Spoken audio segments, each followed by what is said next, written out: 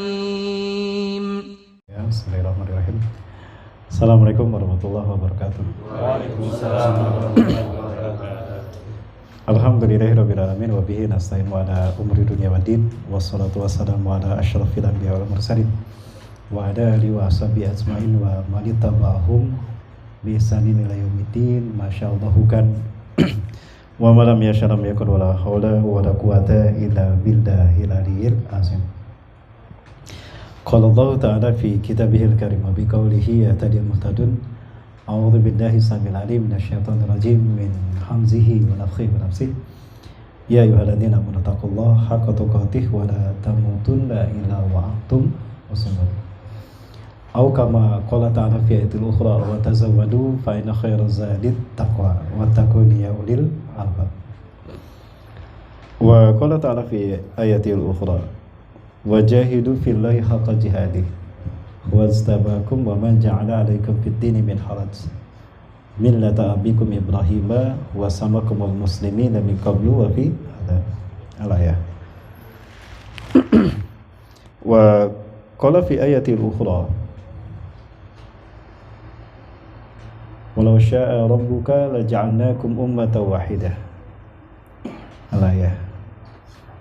Wa qala Rasulullah SAW wa huwa shadiqul wa'dil amin usikum bi taqwallah wa usikum bi jama'atil muslimin. Wa qala ta'ala wa qala Rasulullah SAW fi hadisil ukhra man ahya sunnati 'inda fasadi ummati falahu ajru mi'ata syahidin. Al hadis kama qala sadaqallahu lazim wa sadaqa rasulul karim wa nahnu ala dzalika laminash syahidin. Satu karunia yang sangat besar bagi saya pribadi khususnya dan umumnya rombongan dari Yayasan Al-Barokah Sumatera Utara pada kesempatan maghrib ini bisa hadir di rumah yang istimewa ya, rumah hijrah An-Naba. Kalau namanya memang pas dengan saya, pas dengan tema-tema akhir zaman An-Naba. An-Naba itu kan berita yang besar ya. Namun sayang sekali Ustadz yang berbicara bukan Ustadz akhir zaman, tapi Ustadz akhir bulan yang bicara. Karena ternyata berat saya rasakan menjadi Ustadz akhir zaman. Betapapun kita berkata jujur, betapapun kita bersikap benar, tapi jika tidak disukai oleh yang punya kekuasaan mungkin itu jadi masalah. Dan itu memang pernah dialami. Sehingga tekanan demi tekanan yang luar biasa berat bukan datang hanya dari mereka yang tidak suka kepada Islam, justru datang dari umat Islam sendiri. Bahkan datang dari para ulama juga. Hal ini yang membuat saya pribadi berat untuk berbicara tentang eskatologi.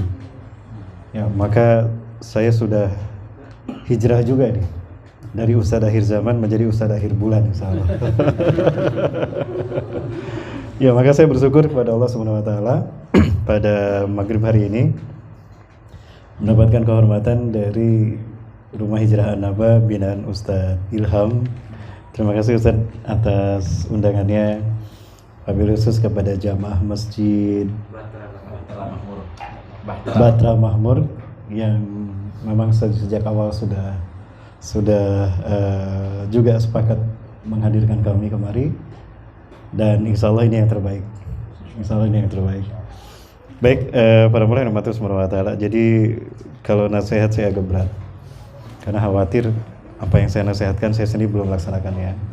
Mungkin sekarang sharing saja dan sharing keyakinan terlebih di situasi zaman fitnah ini. Akidah kita luar biasa. Jadi yang diperas dari umat Islam itu bukan hanya darah yang dikucurkan dari umat Islam di zaman fitnah ini, bukan hanya keringat kita yang diperas oleh musuh-musuh Islam, tapi akidah kita juga diperas habis. Maka yang paling penting sekarang adalah bagaimana kita mengembalikan akidah kita ini menjadi kuat, karena tanpa kekuatan akidah amal tidak bisa dibangun ya, amal tidak bisa dibangun, fikrah juga tidak bisa dibangun, bahkan kebersamaan pun tidak akan bisa dibangun apabila akidah kita lemah. Maka yang paling penting dalam hal ini ketika situasi seperti ini adalah akidah. Nah, kemudian ketika akidah kita sudah kita bangun, maka insya Allah keikhlasan untuk beramal, beribadah kepada Allah itu akan mantap para muslim mata Allah. Nah, terkait dengan itu, ibadillah, maka Rasulullah SAW pernah menyampaikan setelah kita membina akidah, mewujudkannya dengan amal soleh. Dalam salah satu hadis Rasulullah SAW bersabda, badiru bila amali solihat, bersegeralah kalian melakukan amal soleh. Fasatakunul fitan, karena akan terjadi huru hara fitnah melanda kalian. Saking dahsyatnya fitnah yang menimpa umat akhir zaman ini, kata Rasulullah, yusbihu rajulun mu'minan wa yumsi kafiran, di paginya beriman, sorenya kafir. Wa yumsi mu'minan wa yusbihu kafiran, sorenya beriman, paginya kafir. Jadi berganti akidah antara iman dan kafir itu dalam waktu sehari. Sehari itu bisa berganti akidah. Luar biasa, saking dahsyatnya fitnah akhir zaman. Yabi'u dinahu bi'aradi minad dunya, menjual agamanya karena dunia. Ya, demi pangkat, demi jabatan, demi apa lagi? Demi gaji bulanan gitu. Intinya demi dunia.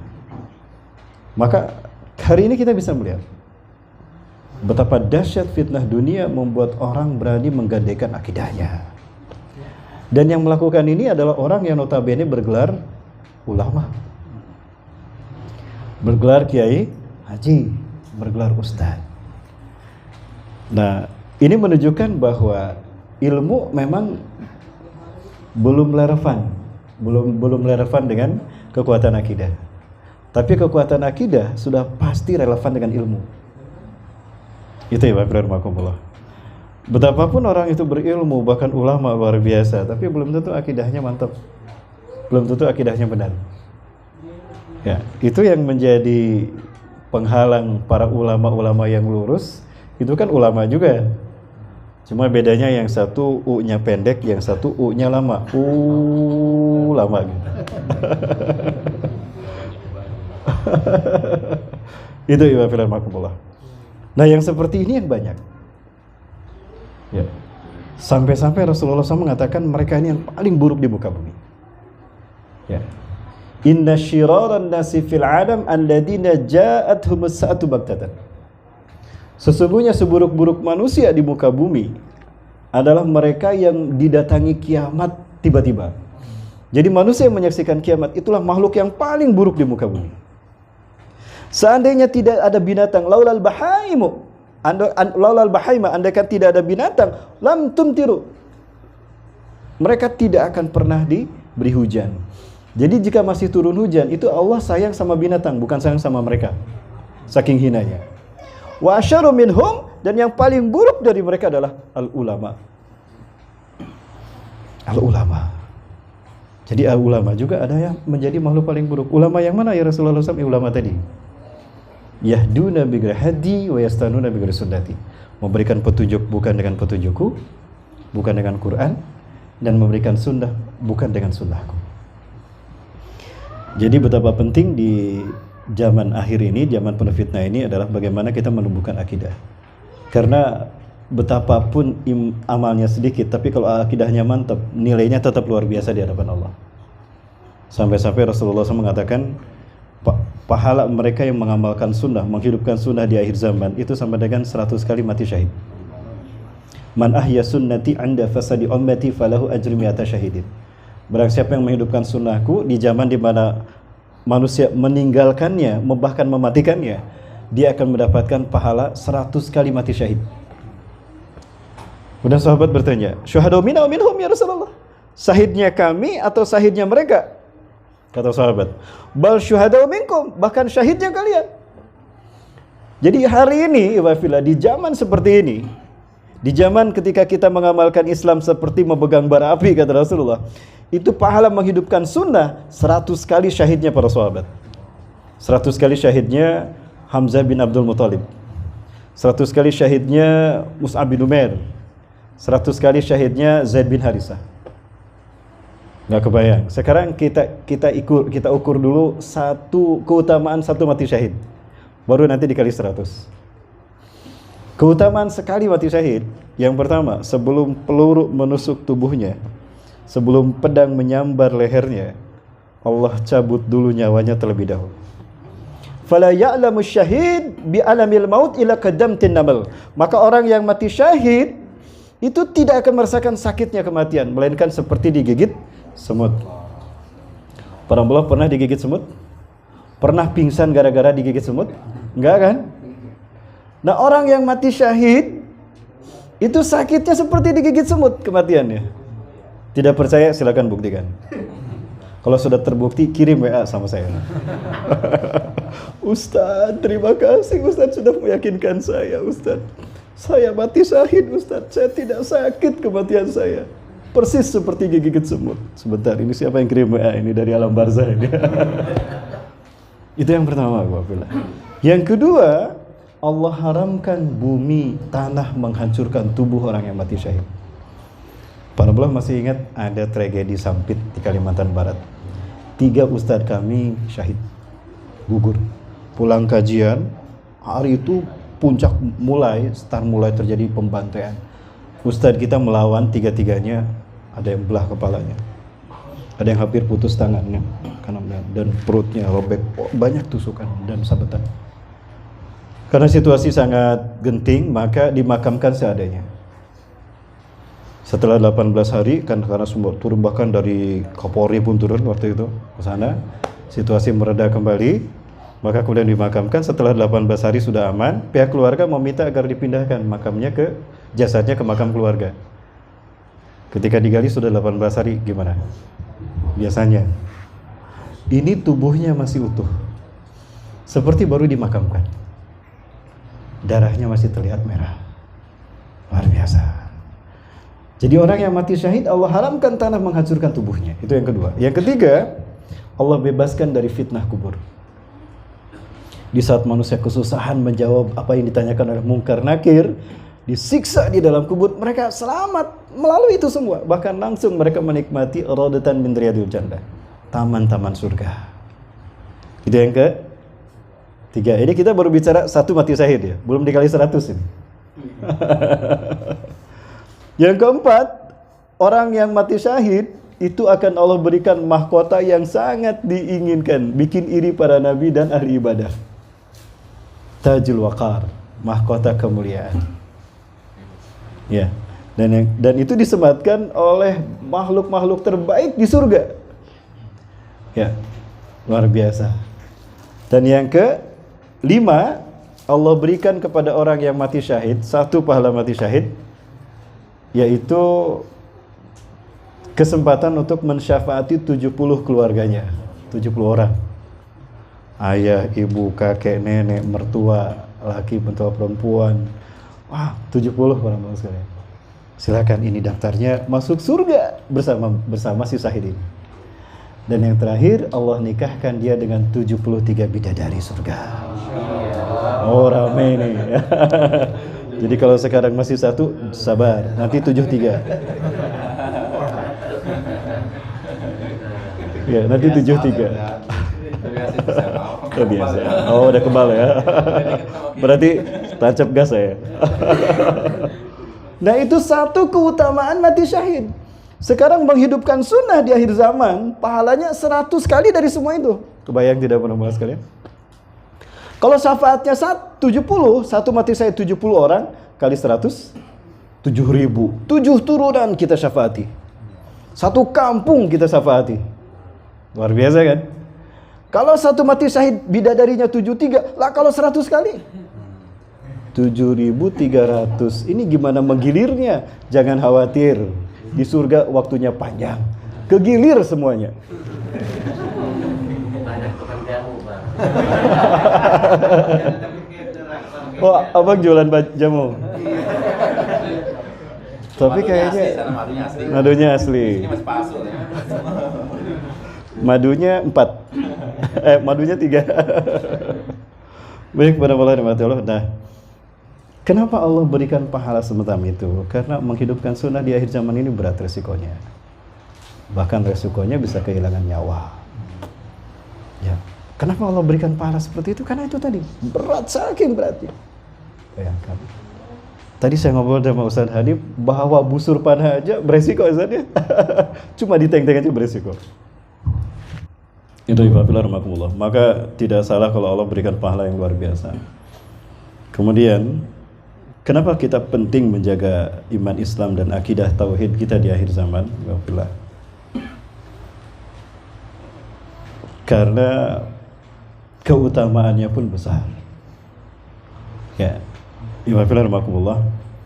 Suatu hari Rasulullah SAW pernah bertanya kepada para sahabat, Ayyul mu'minina a'jaba ilaikum imanuhum. Mu'min manakah yang paling menakjubkan imannya bagi kalian? Siapakah mukmin yang paling hebat imannya kan di antara bagi kalian, bagi kita? Ada yang menjawab, al-malaikatu ya Rasulullah. Para malaikat ya Rasulullah. Mereka lah mukmin yang paling hebat imannya. Lah, bukan. Kaget para sahabat ketika Rasulullah mengatakan malaikat bukan makhluk yang paling hebat imannya, bukan. Wa kaifa la yu'minuna wa hum inda rabbihim. Bagaimana malaikat tidak beriman? Mereka ada di sisi Allah. Mereka bertasbih kepada Allah. Allah selalu setiap saat mengawasi mereka, langsung ada dalam pengawasan Allah. Lebih dekat kepada Allah. Wajar mereka beriman. Oh, ya juga ya. Antum ya Rasulullah al-anbiya wa rasul? Anda ya Rasulullah para nabi dan rasul? Lah, bukan kami. Allahu akbar. Kaifa la nu'minu wal wahyu yunazzilu ilaina? Bagaimana kami tidak beriman lawang wahyu turun pada kami setiap saat? Wajar kami beriman, wahyu membimbing kami terus. Allah mengarahkan kami terus. Wahyu diturunkan untuk kami. Para sahabat bingung juga, malaikat bukan, nabi dan rasul bukan. Lalu akhirnya mereka berkata, "Idzan nahnu ya Rasulullah ashabuk." Kalau begitu kami ya Rasulullah sahabat-sahabat Anda. Lah, bukan kalian. Kebayang drama Allah. Ternyata sahabat juga bukan. Di mana ya saya jelaskan tentang Abu Bakar kemarin saja. Abu Bakar, kata Rasulullah, kualitas imannya, andaikan ditimbang kualitas iman Abu Bakar dengan iman manusia dan bangsa jin, dikumpulkan bangsa jin dan manusia, ditimbang iman mereka, tidak ada artinya. Masih lebih berharga, masih lebih berat imannya Abu Bakar. Luar biasa. Umar setengah dari Abu Bakar. Dan kualitas Umar bin Khattab jauh lebih bernilai ketimbang bintang di langit. Bintang di langit tidak ada artinya. Jumlah bintang di langit tidak ada artinya dibandingkan dengan imannya Umar bin Khattab. Pertanyaannya, ada yang bisa menghitung jumlah bintang di langit? Tidak ada. Itu tidak bernilai dibandingkan dengan imannya Umar bin Khattab radhiyallahu anhu. Nah, tapi orang yang menakjubkan imannya ini ternyata bukan mereka juga. Walaupun Abu Bakar dipanggil di semua pintu surga, tapi itu salah satunya, artinya ada yang lain.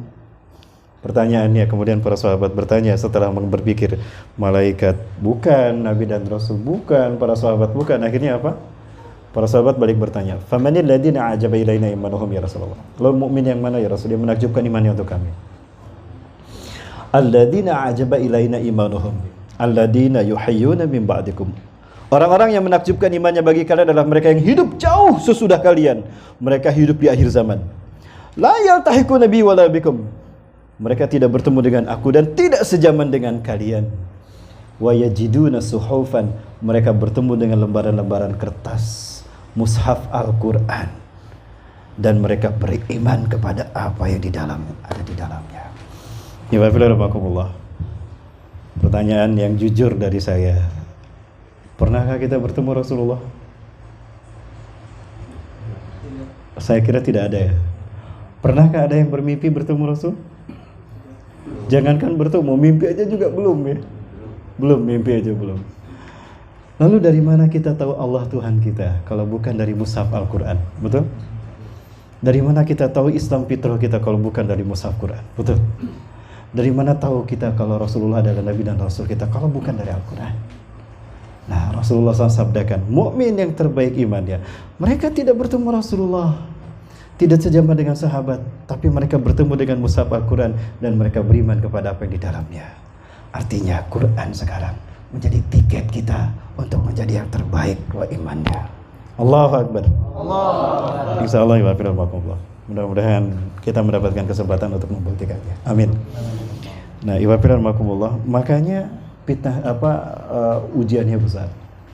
Kenapa ujiannya besar? Karena musuh-musuhnya paling hebat. Karena mereka berjuang di babak final. Saya bertanya, penuh yang dirahmati Allah. Hidup ini kan pertarungan antara hak dan batil. Berbicara pertarungan yang ditunggu-tunggu babak semifinal, babak penyisihan atau babak final? Babak final. Kenapa babak final yang ditunggu-tunggu? Lebih seru. Lebih seru. Kenapa seru, Pak? Karena sudah melalui fase-fase. Fase-fase tadi. Berarti mereka ini adalah yang terbaik, yang terpilih.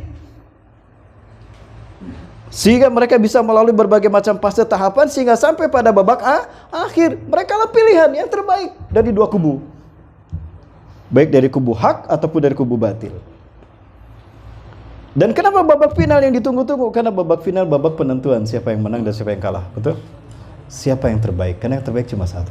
Rasulullah SAW sebagai makhluk Allah yang terbaik dilahirkannya tidak di awal, tidak di tengah, tapi di akhir zaman. Karena beliau makhluk Allah yang terbaik, maka umatnya pun umat yang terbaik. Bayangkan wabillah, hari ini pertarungan antara hak dan batil masih berlangsung atau sudah selesai?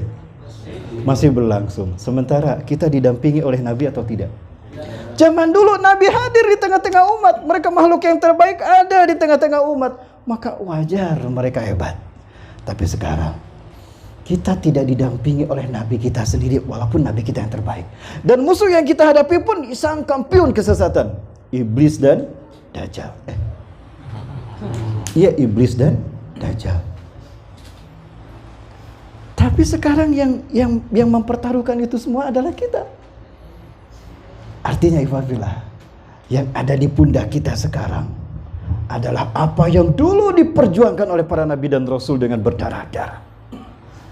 Apa yang ada di pundak kita bukan hanya yang kita perjuangkan hari ini, bukan mempertaruhkan nama baik para nabi dan rasul saja, bukan mempertaruhkan nama baik Rasulullah sebagai makhluk Allah saja, tapi mempertaruhkan nama baik Allah sebagai satu-satunya Tuhan kita.